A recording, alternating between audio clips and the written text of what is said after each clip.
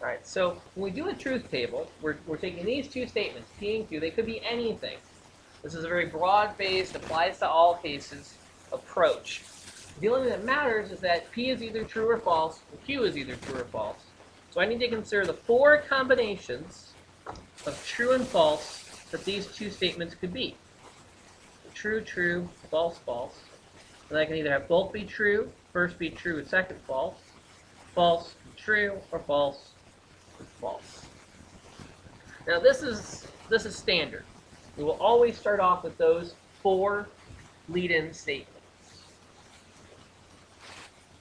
And again, P and Q could be anything. Today is Monday. Tomorrow is Saturday. Could be my P and my Q, which would be a true-false combination.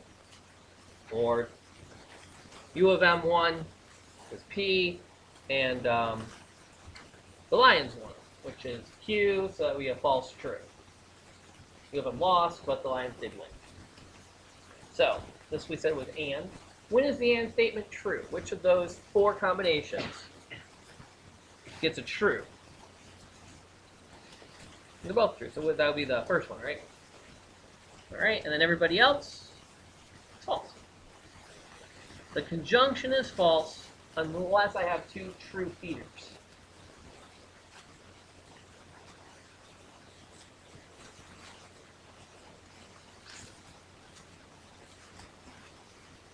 What about the or case?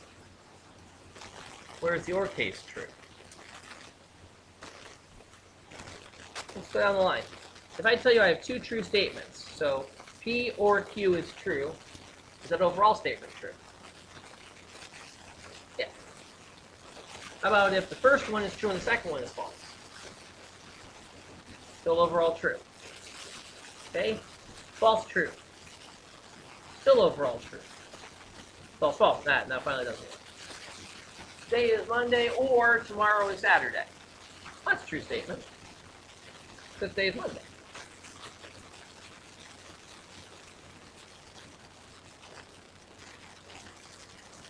The test is on Thursday or on Friday. That's another case of true false. Well, if it doesn't work, you give it two false statements, then the or breaks statement. Now, last but not least, we have the implies case. P implies Q. If P, then Q. When is that false? What's the one time I have a false statement, like say an if-then doesn't work?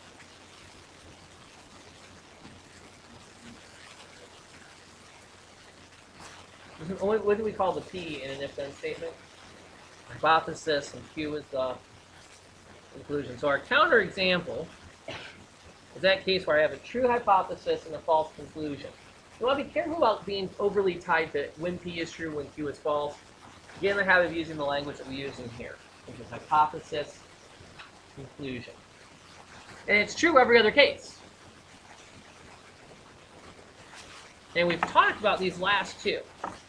It's being kind of strange that those are true, even though we have that potentially ridiculous beginning. There's a problem in the homework.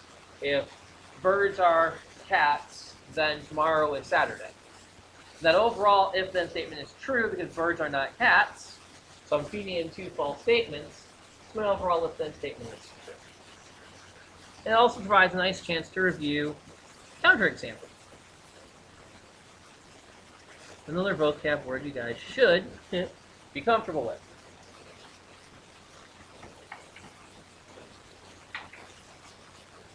So those are the basics. And what we're going to do is take those things out and start to apply these rules to slightly more complicated and thus interesting tables.